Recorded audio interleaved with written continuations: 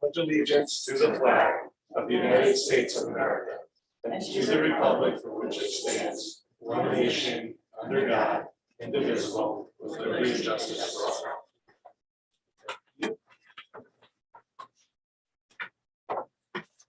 Okay, school community session. Is there anybody who would like to talk? If so, is there anyone online? Yes. Okay, then if we have someone who wants to talk, Emily, do you want to give them a little preamble? Yes, so for our friends on Zoom, the board welcomes public comment at our meetings. When we ask that you please state your name and your address. Comments are limited to 3 minutes. I will give you a notice when you have 30 seconds left, and again, when your time is up, please speak on one topic for public comment session. The board is happy to hear from our community, but at a business meeting, it should not be expected that the board or the administration will respond. Public comment is not a time for public discussion. If necessary, the community member will be contacted for follow-up. So if you're on Zoom and you'd like to speak, we just ask that you raise your hand and you will be given speaking permissions. We have one. She's ready to go. All right, go ahead. Hi, this is Susan Yankee. My son Eric was on your board a couple of years ago. And I had reached out to the Board of Ed through your online pose a question, and I hadn't heard back. And I just wanted to make sure that when you're doing the planning for the new school building, that you have somebody that is knowledgeable in ADA accessibility and special education.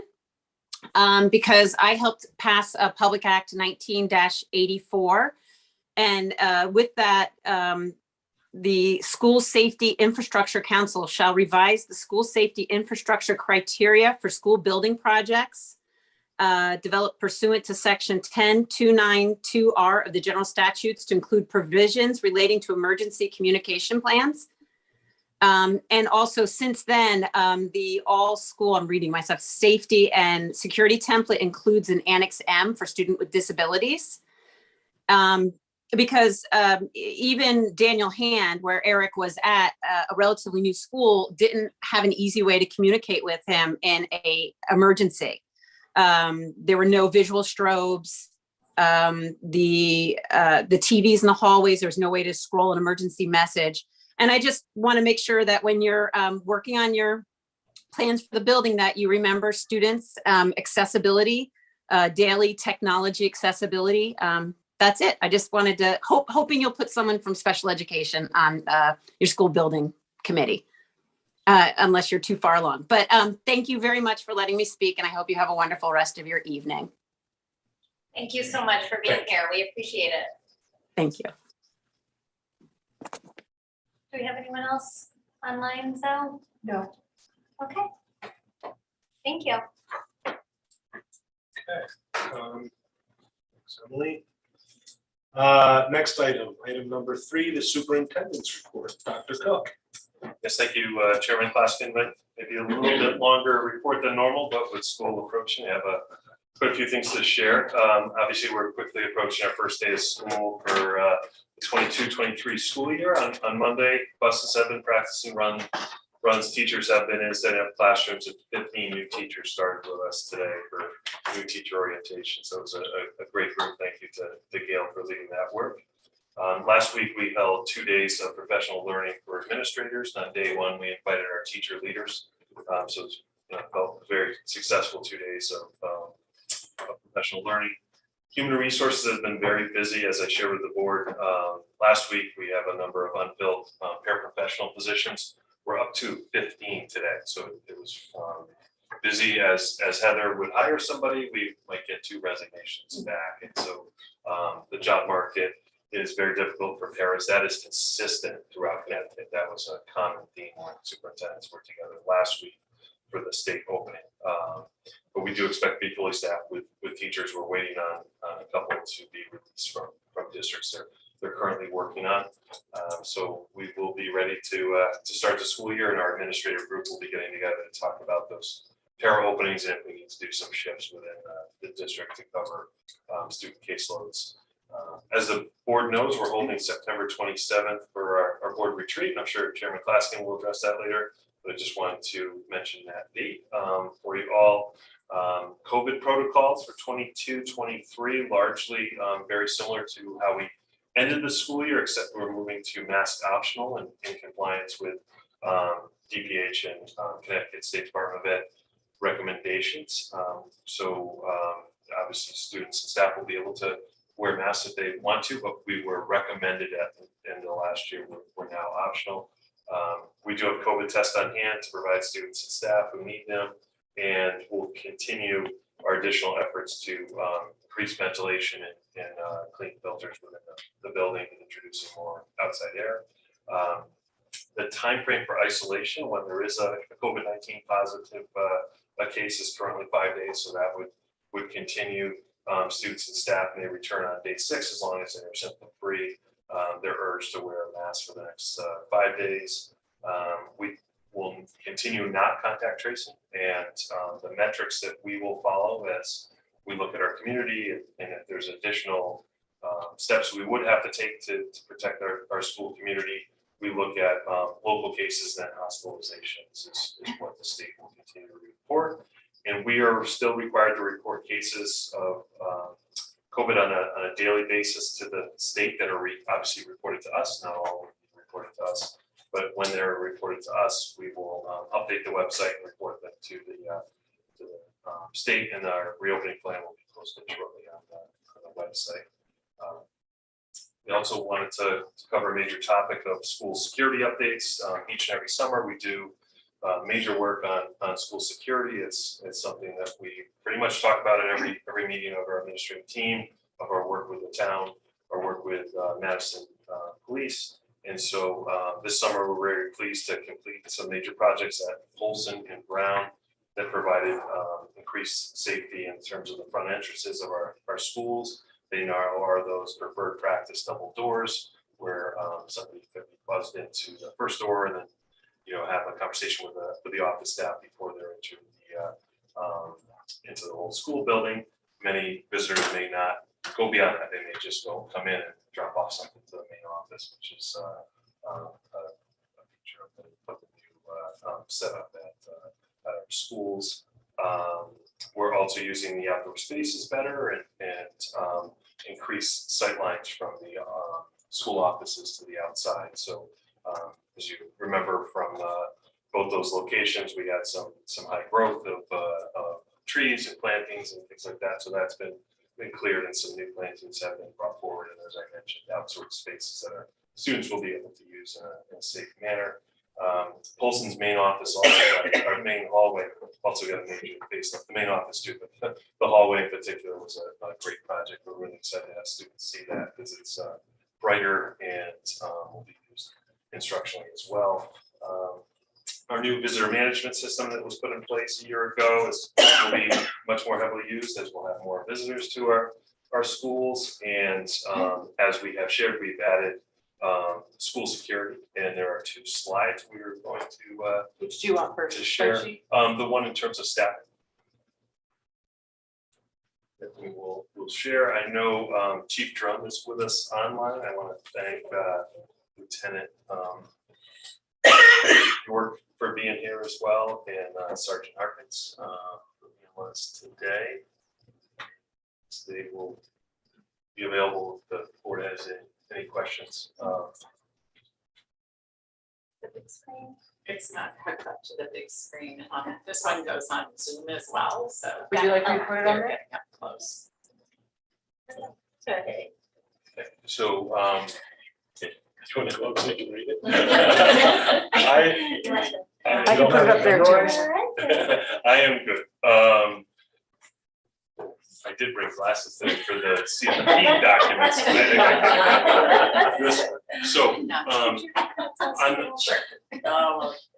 on the left, you will see the current staffing of our school resource officers and school security specialists. And so that totals 7.8.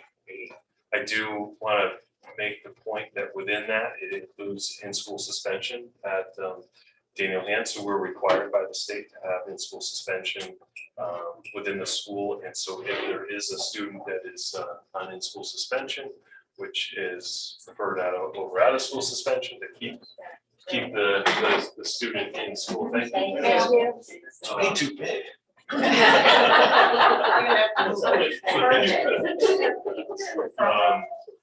That person is handling that, so we actually take someone off our security work at that time. That will continue, and but we have added to the number of school security. This is in many ways an extension of the program that we currently have. The total increase is 2.0. We continue with our very important, valuable school resource officers. Been a very popular program. It's been in place for 10 years, and it is really a great thing for us to have in our schools. We will add the positions of security specialist armed, and how that will work out. We'll have one person on the North Campus. It is 2 SROs that are splitting a job, and so it's very fortunate that is the case with 2 retired officers that work for Madison PD that will work for us the other half of the day. There are restrictions on the town side for pension for them working full time, but they're really excited to do that. They are the 2 officers that were up there on the North Campus this past year. And so oftentimes when I talk to families at the beginning of the school year, they want to see their bus driver come back. They want to see their school security person come back. They want to see their cafeteria workers come in. So they're excited, about that. And so I got many compliments through email that they were pleased to see that. On the South Campus, we were adding 1 new position for the South Campus that would mostly cover Brown and Polson and Jeffrey. And that is somebody who previously worked for Madison Police, retired in 2020, and is now coming back. They've been in touch with the department ever since, and we are making 2 changes as well on the South Campus. Current employees that finished the year with us in June would become security specialists armed, and so they would assume that role. There is an increase in pay for those positions. They would continue to be stationed at Daniel. We're keeping the school security specialist for the North Campus that assist, and so we'd have 3 personnel at the North Campus in total, and then we keep the security specialists that already work at the South Campus. When we think of security specialists, they do quite a bit in terms of security and checking doors at the beginning of the day, walking the campuses, making sure there's nothing harmful, greeting families, or providing having families go through the visitor management process. But then also they do some other connections with students they may be seeing on the playground and doing other events, and they wanted to stay. One of them in particular wanted to stay in that role rather than become a security specialist armed, even though that person would have been eligible to do that. So we feel for the difference of 2 full-time staff members, we're getting so much more than that. I want to thank our officers and the chief, because this was a discussion that started in, actually I should say it's ongoing because we talk all the time, but really started in earnest in May, and it did result in a plan that I feel was better than we could have anticipated at the beginning of our discussion. We also have a slide that will share financials, so it probably makes sense to that now, and we'll turn over to questions. Or if there's any questions on the staffing, we'll pull it up.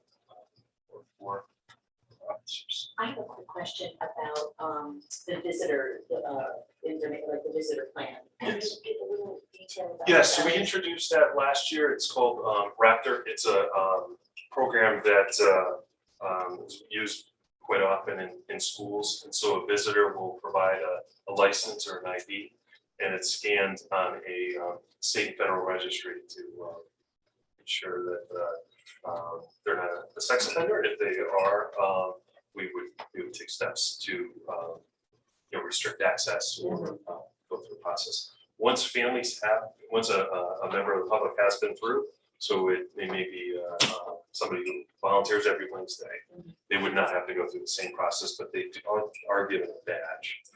So it's run every time, but they don't have to register a license every time.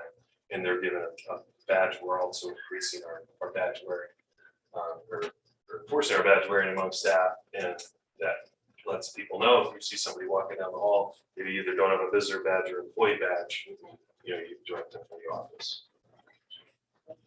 I just have a question about the security staffing, just to clarify, all of these officers are, even though they paid through our budget, they supervised and trained under the auspices of Chief Drum in the police department, correct? Yes, so the day-to-day supervision, so for instance, it's asking them to cover bus duty or could you go to Ryerson at this point, they have an event, things like that. That would be directed by the principal. Yeah. Annual evaluations would be in conjunction with the chief, but in terms of required training, certification, utilizing firearm safety and going to the range, they would follow the police directives and be basically on the same as as officers for the Madison police.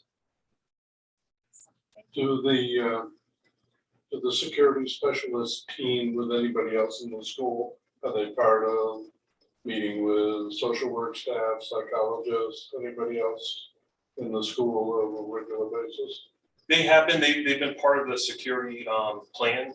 I know they meet oftentimes, particular ones that have been with us a while. So for Polson as an example, I know that security specialists is brought in oftentimes on planning for students or anything that's of concern. Staff meetings they attend quite frequently, and so they are very much part of the active staff and attend trainings and things like that. Is there a plan around articulating all of this to kids, to the littles? So I'm picturing, kids hearing at home or knowing a little bit of information where they get it, and then coming to school and seeing more officers. It can be scary. Is there a plan for that? So in particular, I know HAND has sent out their messaging to students. At the North Campus for a student, they will not, in my opinion, will see anything different than they did in June. They will just see Officer Toohill or Officer Bull more often, and so it's the same. And then in terms of Jeffrey, they will see a new face, but we talked about making those introductions and doing that the first couple of days of school. In terms of financials, you'll see the total cost. The startup cost is a one-time, and so as I mentioned, the Madison Police has been just phenomenal. They have taken over the training costs. The radios, which I knew they're expensive, they are $5,000 a piece. They have loaned to us as part of this program that will be utilizing their radios. That is a major piece, I believe, of the safety and security that we have members, or people on at our schools that have that constant contact with Madison Police. Our radios can do connections with dispatch, but they cannot be on the police frequencies. So there is that. It's very helpful. Our intention is, as I shared, to ask for a special appropriation for 22-23. We do believe or hope that this could be offset by grant funding that we've been indicated to us that will be available at some point this year. Certainly, if we have grant funding, we will work with the town and provide that back to them. We anticipate returning when this year is finalized for financials, roughly about $150,000. So we would put this request in, in kind as we're returning funding. This is unanticipated cost for the board. And so later on the agenda, you'll see I'm asking for your direction to make that request to the board. So they are expecting that. I know that they've been updated last night and then over the summer that we were moving this direction. For finance as well. Yes, thank you. I have a quick question. I see 5 officers and only 3 blocks. And only 3 boxes of ammunition. Those are the additional ones for the new officers. Yeah, we currently have in place funding for the 2 SROs. So Okay. they are paid by Madison Police. We do a lot of that. Making sure we're not sharing.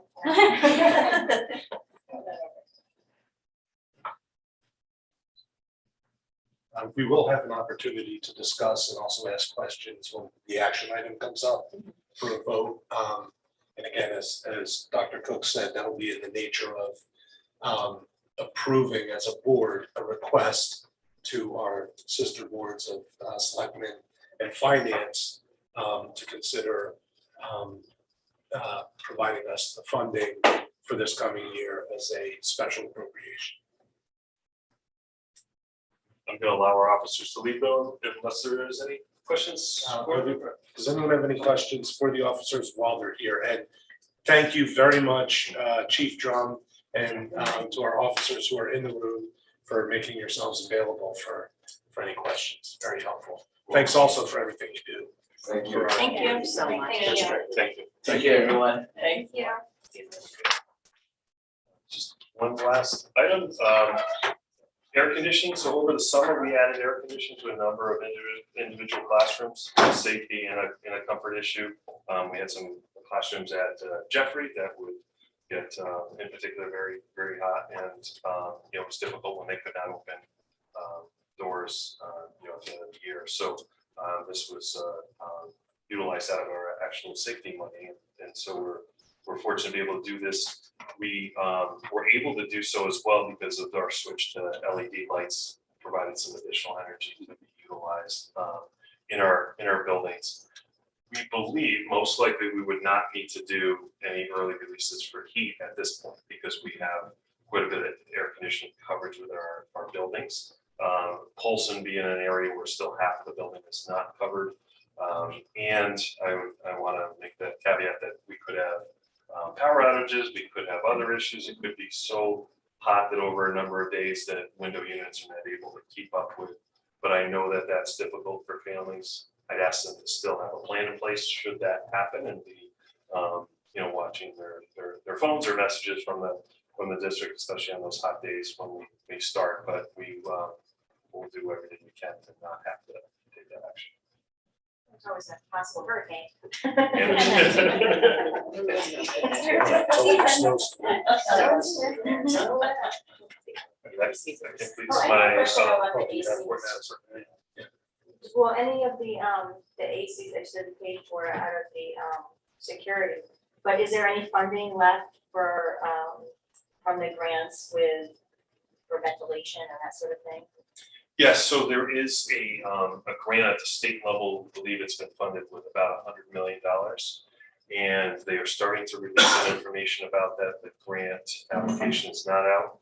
I believe our best effort would be to put that money towards the Polson project because they speak to in there the age of the building. And so I immediately thought of hand as well with our need for rooftop units that are extremely expensive, but I don't know that that would qualify or be our best effort because it's only a 20-year-old building. Currently has AC. And so Polson not having AC in the whole building and the fact that we have funding set up, I think it lines us up well to do it because oftentimes with these grant programs, they want to make sure if they're giving us 20% that we have the remaining funds to be able to do it immediately. In fact, that's like a shovel-ready project. I think that would be what we're looking for. Just real quick, because I know Emily will cover this later, we're working with the Madison Land Trust to possibly provide some small portion of land that's in the hand and new school area that would provide us ability, or give us the ability to have less of a septic system basically for our new schools. So I don't have to cover that later. Fun with that. There's nothing else we need to talk about.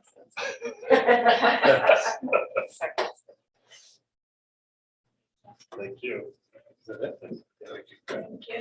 All right, board member comments, and I will start by first of all saying happy birthday to Jen. Thank you for being here on your birthday.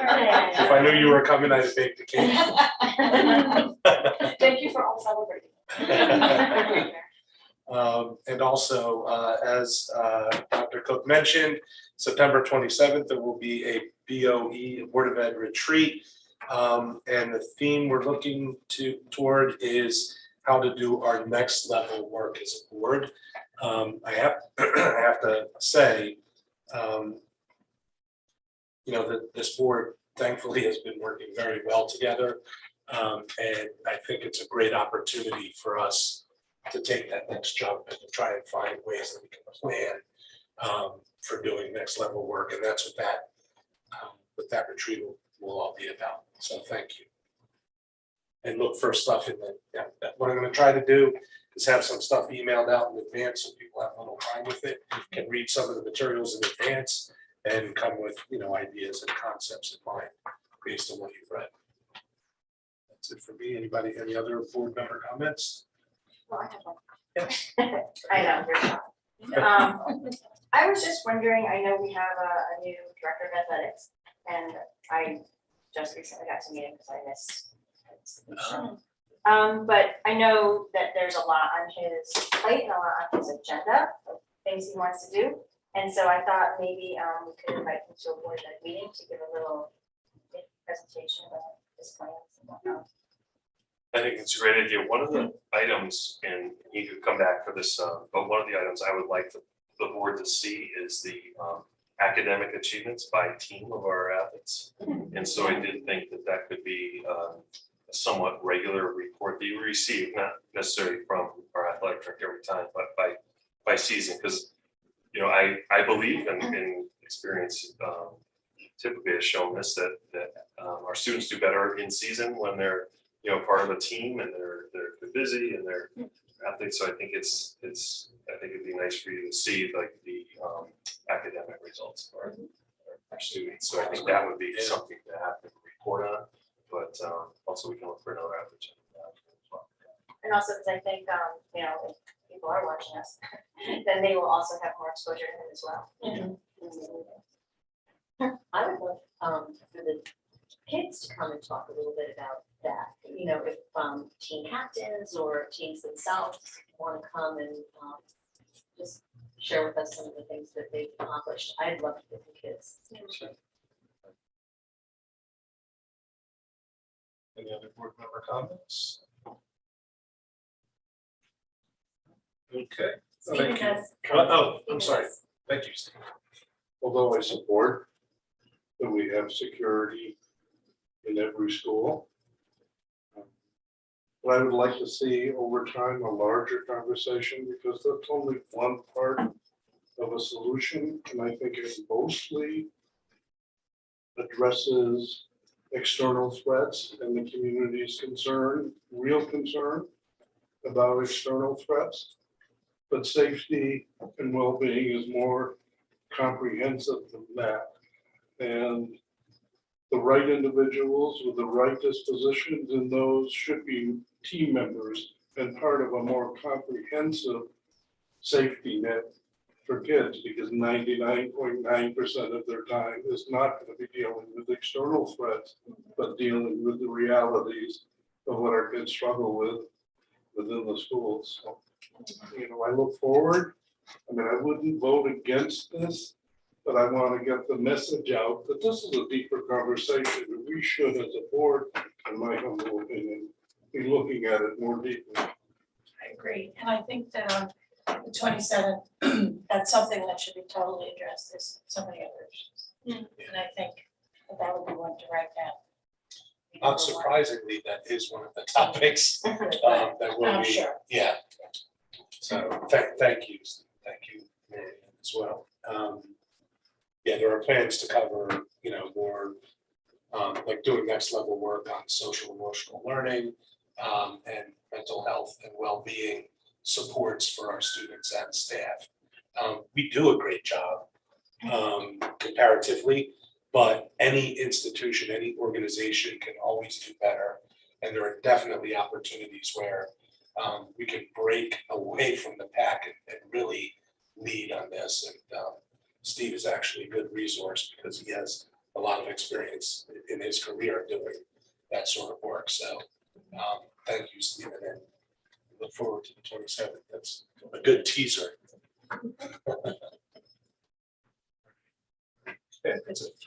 That's it for board member comment. Do we have Maureen on? I know that she was. Yeah, she's at the top of the screen, she's there.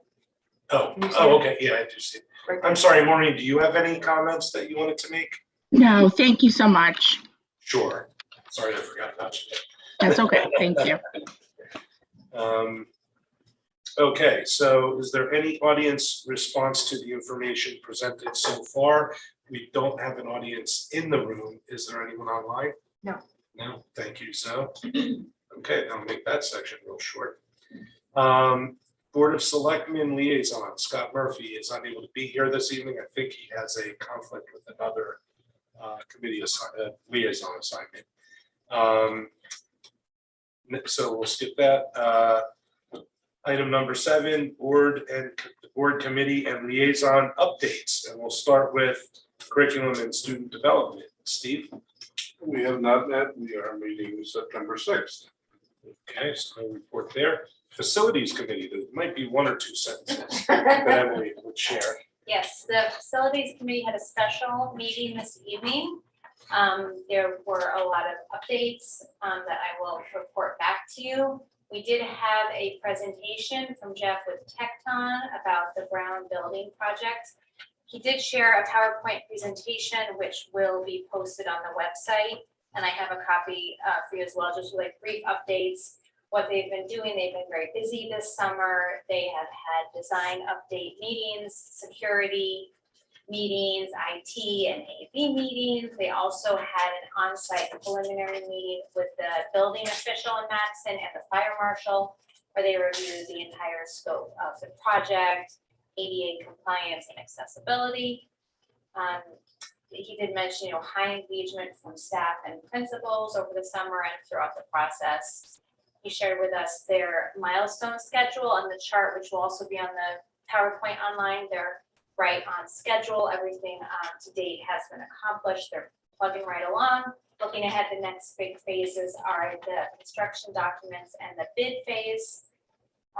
He did share that to sort of get a sense of we talked about safety and security, that Dr. Cook had recommended that his team go through the Tecton team, the ALICE security training that our staff do, so that they sort of understand the perspective and training that our school staff participate in.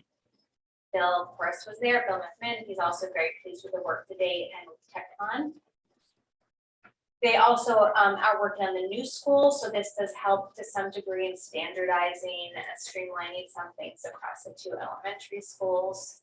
They're looking ahead to plan public workshops to garner more community input. And in particular, he shared, and I'll pass it on after, this idea book or think tank that they want to do in the schools. We're basically asking students, it says, come on and help us out. We want to read about your ideas. And it's like a little workbook, and I'll pass it around for kids. What makes your school special to you? Tune into your imagination. What does it tell you a new school should be? It has pictures, circle your favorite, what a school should look like. Isn't that so neat? So it's still under, it's not finalized yet. Does anything in your school need to be fixed? Is there anything that could be better? How would you fix that? Draw your own school. So we thought that was really cute, and they're looking to, get feedback, of course, from community members at the public workshops, a lot of information with teachers and staff and principals. But this idea, it shows the town. I have a question, is that something they do in school or would they take that home? And they, well, that's what they want to do it as soon as possible. I don't know how they would. You know what I mean? Because I feel like if they do it in school, it's coming directly from the kids, but if they take it home, Yeah. how much parental persuasion will there be? I'm saying parents help with all. No, I No. absolutely not.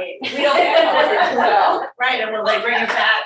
Will it ever come back? I think Galen is gonna coach some of the kids on how to fill out responses. So they're hoping to do this as soon as possible, but I think that was a really nice way to get student voices in the process.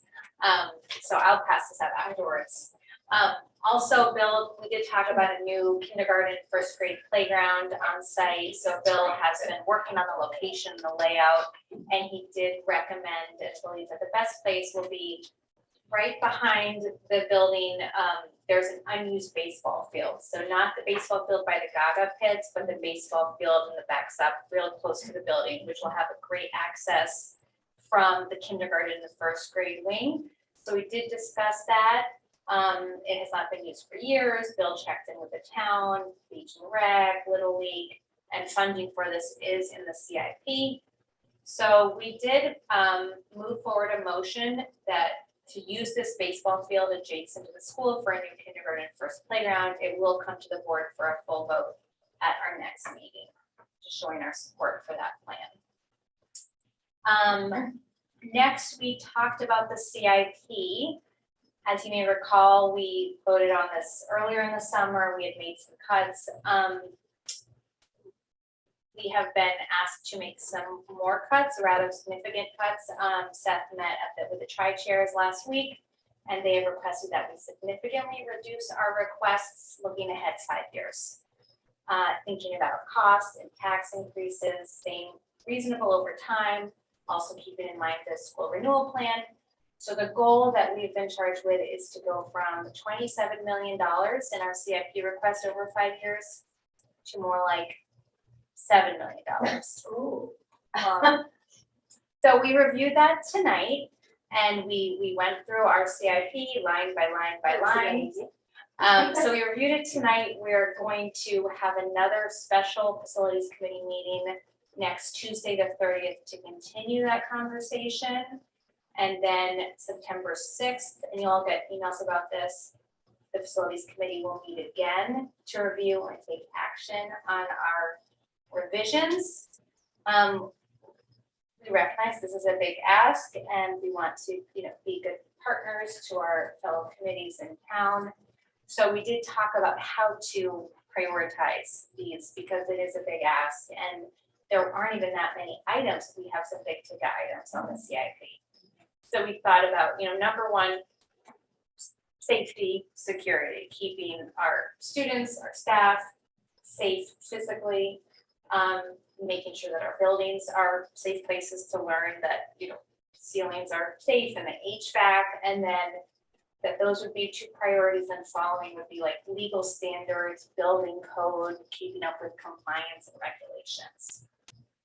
So we did go through the CIP line by line, seeing where things could be shifted a little bit, or seeing if we could phase in some projects. So for example, thinking about HVAC renovations. We know the HVAC at Daniel Hand needs to be addressed. So there's no way that we can move that back much further, but we talked about maybe we can do certain units in 1 year and certain units in another to phase in. And so we thought about as well as some other items, Is that possible to do though? Because there was a problem like with getting spare parts, and it's kind of like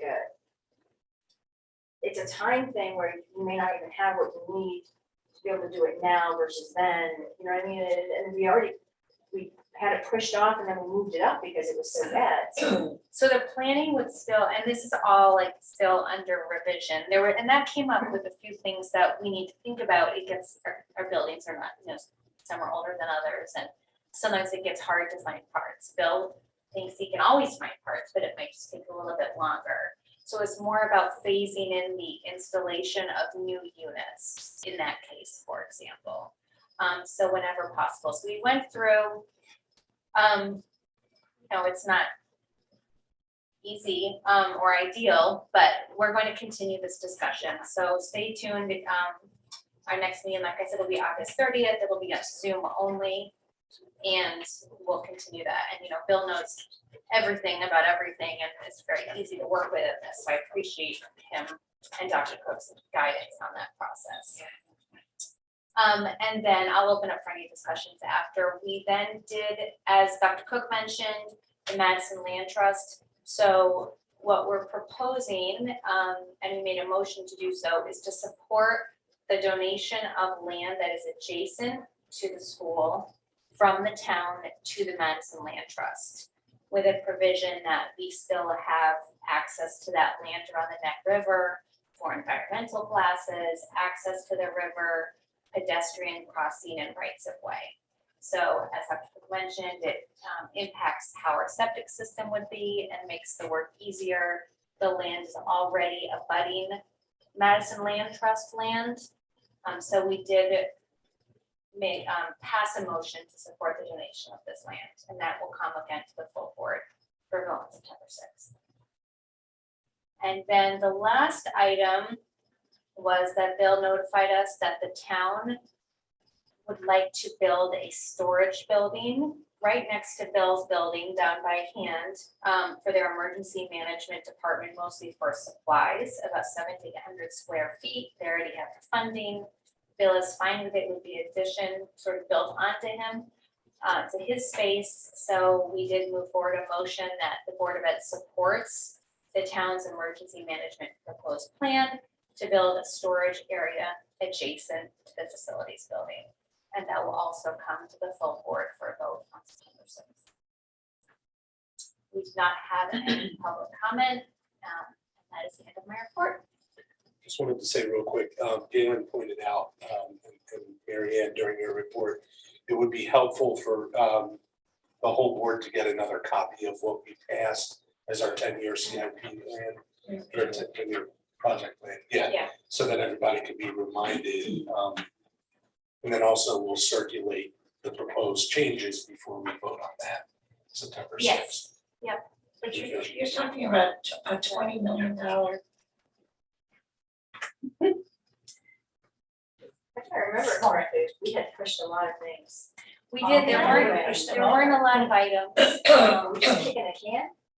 Well, so one of our committee members did mention that, the longer things wait, the more expensive they will be. And there were items, that we discussed, for example, easement maintenance, for example, like, it's okay now, things need to be maintained. But Bill was saying you don't want to wait till it's just totally ruined. And it's like with anything else, you maintain your boiler or you replace it. Right. So, and not that we would ever let anything get to a point where those things, as you know, Bill and his team maintain all of our equipment really well and monitor it, but pushing it down further, there's no doubt the long-term cost. Yeah. And also if you delay maintenance, it might not look bad now, but even at a particularly bad winter, that would cause a spider cracking in the pavement, and now you've got to do the whole thing. So just a little.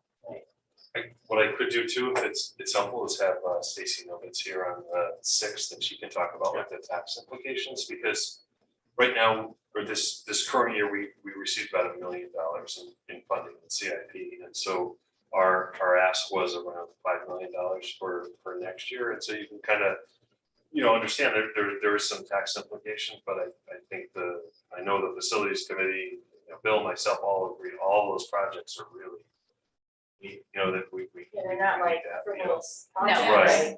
And so I think there's maybe some different ways to do things we talked about.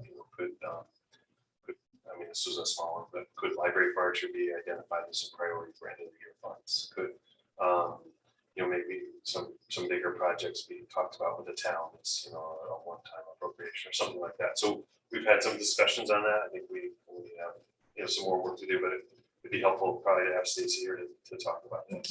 Yeah, and then another thing is, I just want to point out again that we have been trying as a board to keep faith with the town and the community in the promises we made in the run up to the referendum for school renewal. And we had $110 million+ plan that was now down to, like 30 million, which is about what we promised.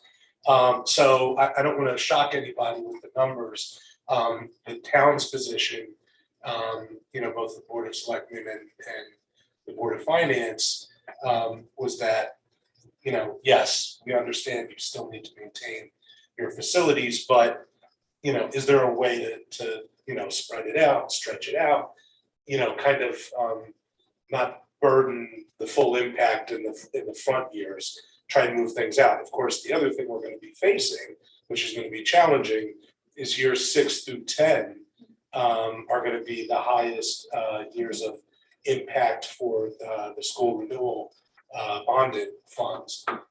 So whatever we don't get done in the first 6 years, we're going to have to be even a little more careful over the next 5, and then that will start to torpedo like the Daniel Hand High School bond funds did, and allowed us some leeway to do some more things. So it's touchy. We have an absolute responsibility under the law and a moral responsibility to the education of our kids and the safety of our kids and our staff, to help keep our facilities. And we have to strike that balance, and we may not be able to get all the way down to what they're asking us to get to. We may need to get creative in terms of asking for other funding opportunities, like Dr. Cook said. So stay tuned and stay involved. And if you have any input, please let Emily know. And all ideas welcome. So thank you. So maybe a controversial question, or a question that doesn't necessarily have an answer. But, so our CIP is being asked to make a very substantial cut. Is the town CIP also being looked at for potential for cuts and weighing the need for, I'm just thinking, like, we brought up parking lots as an example, and, those parking lots are also going to be access points for citizens in the emergency use of the buildings for like an emergency management type of system. So are those sorts of things being taken into consideration, and are budget cuts being looked at all around, or are they just being thrown our way? The town Board of Selectmen and Board of Finance are imposing similar spending restrictions on themselves and are, expecting to not increase their spending much either. So, it is a partnership.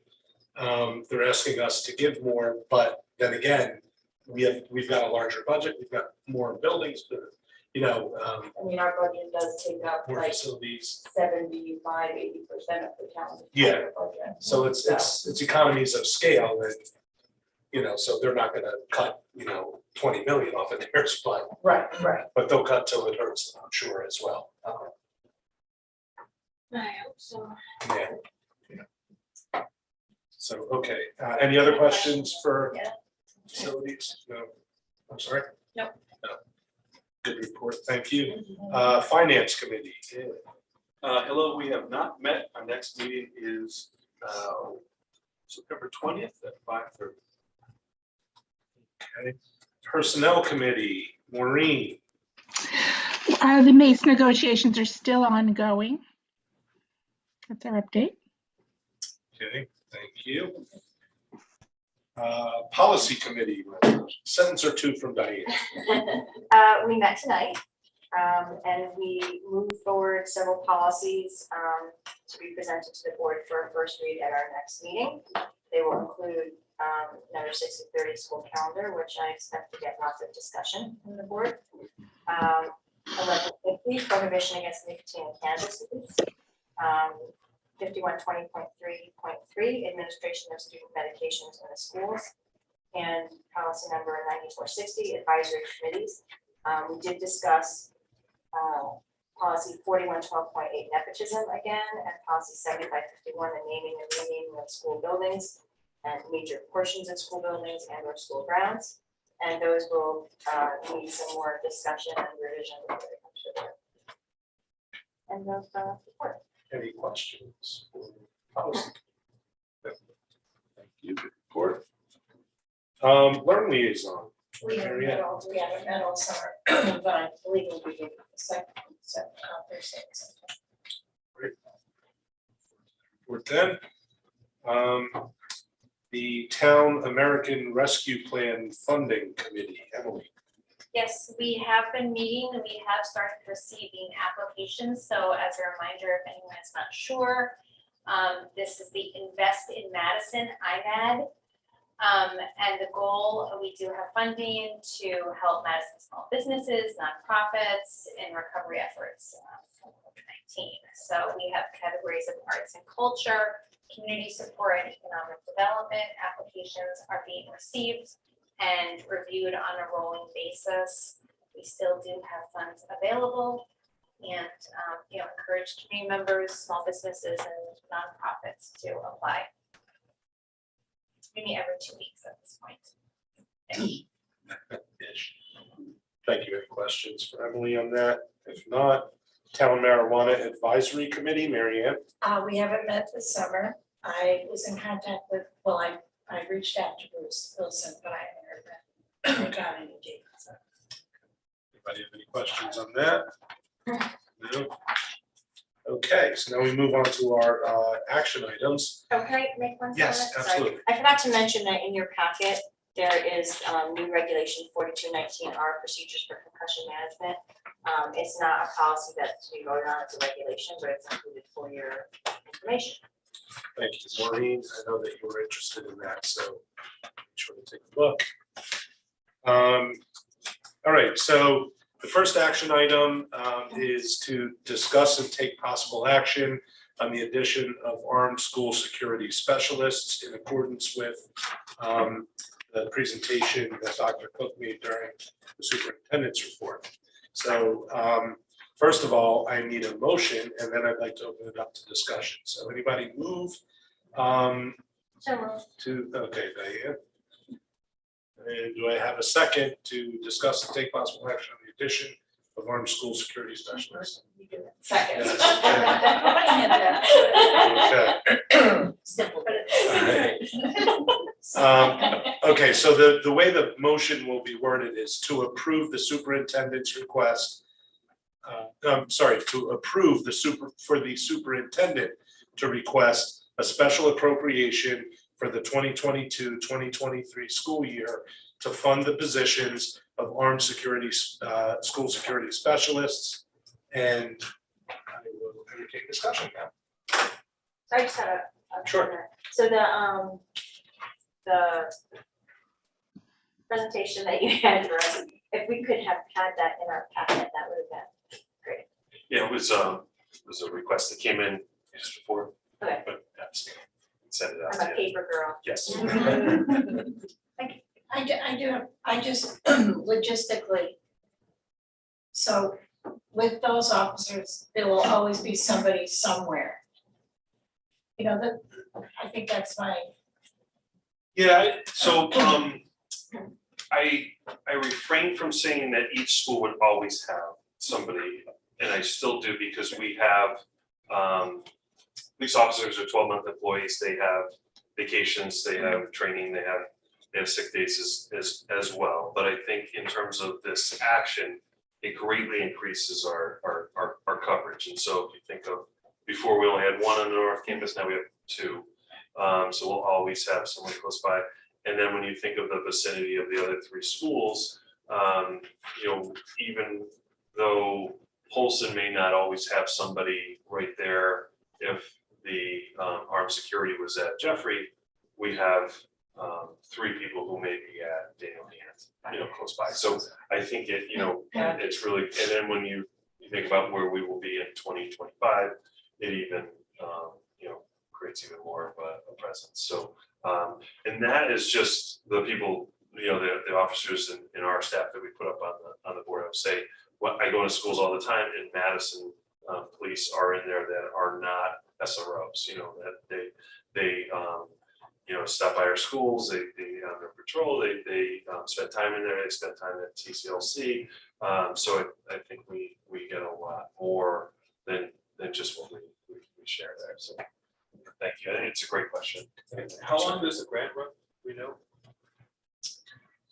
So with the grant that I'm understanding that will be proposed would be a multi-year grant, so hoping that it would help cover multiple years.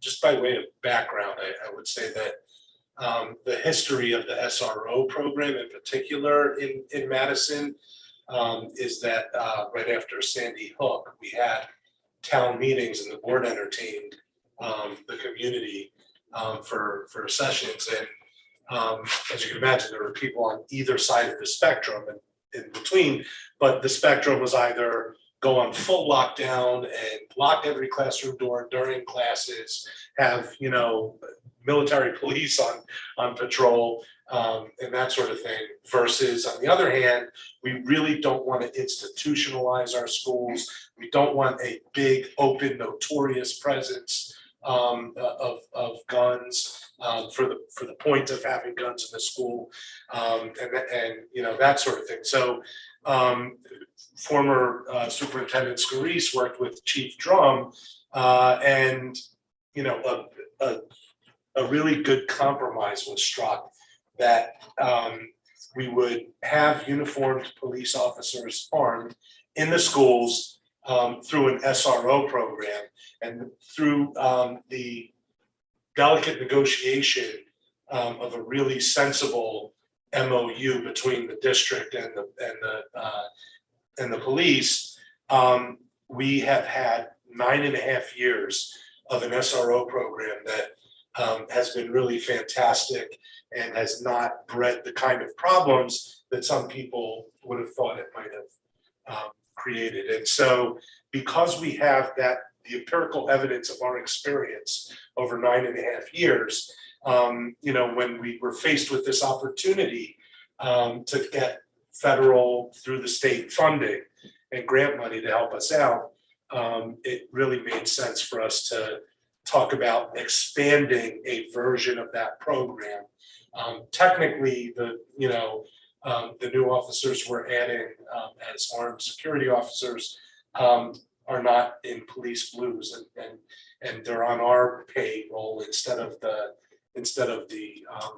police payroll. So technically, it's not, you know, an extension of the SRO program, but we are treating it in every other way as an extension of our very successful SRO program, where there's SRO training required. Officers will be selected for their dispositions and in getting along with kids, and recognizing that they're not there for enforcement, they're there first and foremost for the tripartite SRO program kind of ethos, which is, you know, like community relations and education and coverage. So, you know, part of our history has included that, at least anecdotally, we know that the police chief has been treating the positions delicately, and our officers don't come into school looking to bust kids for things. You know, if there's a school fight, that's handled through discipline at the school.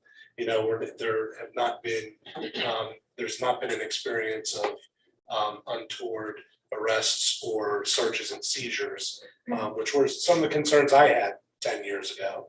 And I've been very satisfied since then that the program's been a success. So that's the background. That's how we got to where we are today.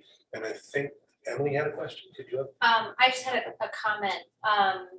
There are a few things I am in support of this. The SROs, my kids have been in Madison Public Schools for 9 years across 4 schools and have always had nothing but super positive experiences. You know, officers in the dunk tank at Jeffrey and at Ryerson, they have their, you know, special greeting to Officer Bull, but everyone calls him Officer Bob, and it's this big funny joke. So I think they're really positive members of each school community. And they do a lot more that we didn't mention, just like managing the traffic at pickup and drop off is huge, and it's always super friendly. And so I really like that. I also really like that they're all, you know, active or retired police officers. I think that's really important, and that they're familiar faces, you know, to our kids. So I'm in support of this And the for all those two, reasons. and the two new staff members that are being hired for this, can you talk a little bit about their backgrounds with regards to SRO? Sure. Brian Baxter was a previous Madison Police Department employee who retired, as I mentioned, in 2020. He maintained his certifications and did private security, but always wanted to come back. Had spent a lot of time in our schools prior. And then the two employees at hand, we want me to address them as well. One is actually was in her previous role as Middletown Police. She supervised the school Sro Program, so she's got a lot of experience in that. Actually did training for the state level for SROs, and then the other officer was the youth officer in town. So you know, really was great to even learn more about the background of the people we have in our schools, and the skill set they have is impressive. I know other districts have gone through this with the board. I appreciate the board's support and leeway to kind of work on this at the same time, you know, keeping you informed, but you know, knowing we'd have the vote tonight, because other districts had gone to then a vote, been approved by the board, and now are scrambling to try and fill the positions. I think we've sent the message to the community that these are important positions for us. To not have them in place for day one would have been difficult, I feel like, to do that with the community. So I really appreciate the board's support on that. The most important aspect of it is really fostering that good relationship between the police officers and the children, so that they see them, you know, not as someone who is authoritative or disciplinary, but as someone who helps and is a friend. And that, I think that will go a long way, you know, in their future. It's not just here when they're in kindergarten, it goes, you know, forward, that's who you go to for help. Yeah, I definitely agree with that. First of all, extremely supportive of the program. Second of all, you know, especially young kids, sometimes to see an adult in uniform can be a scary thing, whether it's a firefighter, police officer, EMT, and they might be nervous about approaching somebody like that for help because of the uniform, but the exposure creates a level of comfort. With the high school kids, it's an extra set of ears to hear about things that are going on in the community. The fact that we have both male and female, you know, security officer specialists that'll be present, you know, it's just another opportunity for learning about even career paths that the kids can follow. So I think there's a lot of really positive aspects to this program overall, and I certainly appreciate our proactive approach to making sure that we're creating equity amongst all of our buildings to provide, you know, qualified individuals for the security and the safety of not just our students, but also our staff members. Maureen, did you want to add anything? I absolutely agree with everything that has just been said. And I remember when the first SOR officers came in and were shared amongst the schools, and my daughter, who's now almost 20, really considered the SRO officer as her friend. And even when we'd see out in public, and it did exactly what you were talking about, and it made her at a young age much more comfortable talking to all police officers when we encountered them. And I've also seen, even all the way up through high school, you know, even the high school students, the same thing. They develop a friendship and a trust, and they ask questions. And I just think it's a great relationship, and I think it's, you know, a wonderful measure to take from a security standpoint to have more of them. So I'm fully supportive, and thank you for putting all that into place. I'd also like to say thank you, Craig. I see, you know, other school districts starting to say, oh, we're going to go in this direction, but we were really, I feel like one of the first, or at least one of the, you know, a group of the first people to districts to get out there and get ahead of this. And I think that that's a testament to when, you know, when you came to us and applied for the job, it was something that you talked about that was important to you, and we felt it was important to us as well. And I think it's important that we recognize that you really are following through on a lot of the things that you said that you believe in, and we appreciate that a lot. Just quickly on that point, I attended a CAPE leadership seminar last week that was devoted to this for a full day. And, we had like a board chairs, breakout session. And that was one of the big topics, like to SRO or not to SRO. And, there was, what to do about the new security threats and whether to arm or not. And there were some chairs who expressed real concerns. And so I kind of felt good about sharing with them our experience, but stressing to them, make sure you build this stuff into the MOU. Make sure that you're selecting the right officers with the right dispositions. Make sure it's about the relationships and and secondarily about coverage and security, but they're there, and walking away, a couple of them were starting to change their minds a little about it. So it might make their decision easier. Steve, are you holding out? I'll rush with my previous statements. In good statements, yes. And there's always room for improvement in terms of, creating opportunities for, especially if we're moving forward with a stronger emphasis on emotional well-being and mental health. You and I have discussed in the past that there is a role for the SRO officers and the other security specialists in that arena as well. They do that. Yeah. At Guilford High School, they did that. They have their own office, and the kids at the high school always felt comfortable going there. We had 2 different ones when I was there. They were awesome. That was great. Yeah, I think we need to get one. We're gonna So, next year. There are 5 years from now. all right, well, I'd like to bring this in for a landing. So if we could, so motion to approve. That's what, Why do we have the same? Okay, so let's vote on the motion to approve the new positions. And then we will have a separate motion to approve for the superintendent to request a special appropriation to fund the positions for 22-23. Sorry, so then okay, spazzed out. redo the Didn't get motion. that. No, because the original way we had it. Motion by Diane, seconded by Jen to approve the new positions of armed school security specialists. The way you worded it, I thought was for the superintendent to request funding. I think you read the second one. Oh, I Read read the this, second. okay. Which is. So we need- Okay, so let me, all Either right, way. so let me accept Diane's motion and Jen's second, if you are still willing to offer those, Yeah. to approve the new positions of armed security, school security specialists. All in favor, aye? Aye. And all Aye. opposed, nay? And the ayes have it, 9-0. Thank you. And I'll make the next motion too. And so Diane moves, and the second from birthday girl Jen. To approve having the superintendent request a special appropriation for the 2022-2023 school year to fund the positions of armed school security specialists. Any further discussion on that? All in favor, aye. Aye. All opposed, nay. No, the ayes have it, 9-0. Thank you very much.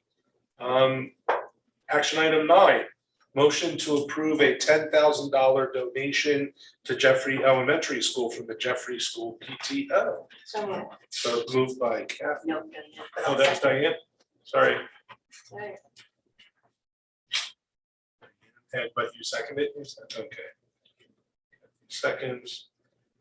To approve $10,000 donation to Jeffrey Elementary School from the Jeffrey PTO. Any discussion? Thank you. And very generous. Very much. Thank you very Yeah, much. Jeffrey School PTO And always. the paper says it's for electronic resources, school-wide, scholastic news subscription, school-wide. Oh, that's cool. That's cool. So thank you, Jeffrey PTO. Yes, thank you very much. All in favor of accepting the donation? Aye. Aye. Opposed, nay. Any abstentions? Ayes have it. Unanimous. Action item 10, motion to approve the minutes of the July 12th, 2022 Board of Education meeting. Those are included in your packet. Do I have a motion to approve those? Diane, I'll second that. Emily. Emily, thank you. All right, motion by Diane, seconded by Emily to approve the minutes of the July 12th, 2022 Board of Ed meeting. Any discussion? Any requested revisions? Seeing none, all in favor, aye. All opposed, nay. Any abstentions? Okay, 9-0, motion carries. Any old business? Any future agenda items? Meetings and dates of importance are attached. And I need a motion to adjourn. I have one quick question. Oh, sure. When is convocation again? Tomorrow, 8 AM. Okay, starting date. Thank you. We have a breakfast ready for you. Yes. And whoever can attend, that's a wonderful, like, you should try and attend if you can. Okay, so, motion by, oh, did I see you raise your hand when you said you had a question? Do you move to adjourn? Okay. All right, and seconded by Mary Ann. Mary Ann, to adjourn. All in favor, aye. Aye. Any abstentions? 9-0 to adjourn. Thank you. Thank you. Thank you. Thank you Happy all. birthday, Good job. Jeff. Thank you.